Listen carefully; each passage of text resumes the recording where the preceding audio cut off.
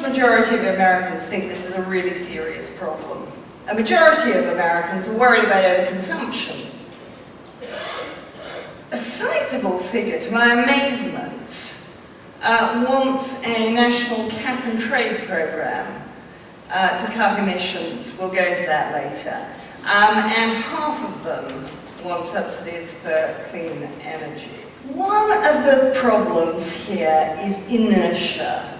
Customers are incredibly inert. They do not change their habits easily. Low energy light bulbs, you save $50 in your electricity bill over the lifetime of a low energy light bulb. They were invented 25 years ago. They are just, Philips tells me, getting off the ground as of a year ago. So why don't people buy green? They say they want to be green. They say the planet needs to be green. Why don't they? So people go around asking them. It's not as good, they say. It's too expensive. But the main reason people cite is they don't know how to be green. They want to be green consumers. They don't know what to do. This may be changing. Why? Why have American companies in particular changed over the past 3 years? I think there are a few reasons. One of them is genuine concern. What the chief executive of one of the power utilities called the grandchildren test. He said, I can't look in my grandchildren's eyes and say I didn't do anything about this. American corporations have seen a patchwork of regulations growing up around this country, starting with California, and they don't like the idea that you're going to have a messy patchwork system, rather have a single federal level system. And secondly, they have all come to believe that it's happening.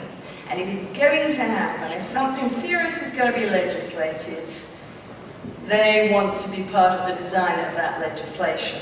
As one of these chief executives said to me, if you're not at the table, you're on the menu, and I don't want to be on the menu.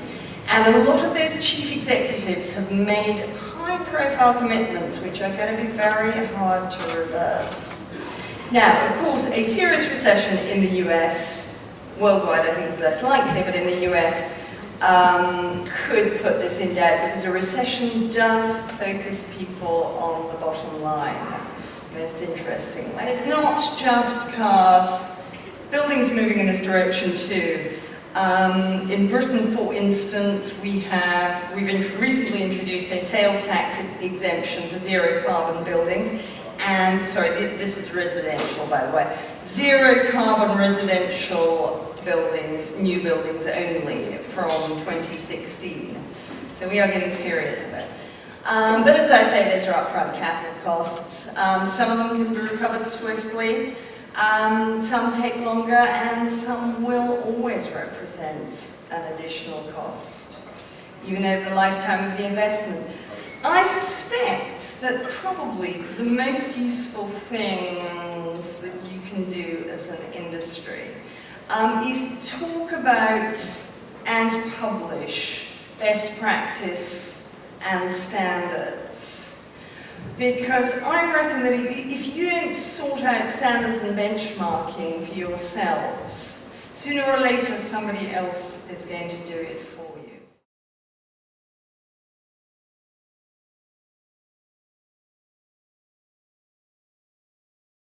The United States will be a leading country to move forward the regulatory environment in climate change. So we, the world, business people, better beware. We should understand it will no more be visionaries or dreamers from Europe or some people from California or Japan. It will be the full power of the United States. They will set standards, and this will have implications not just for tourism. It will have implications for the insulation of buildings. It will have a meaning for the development of engines in cars. We will have a very different environment.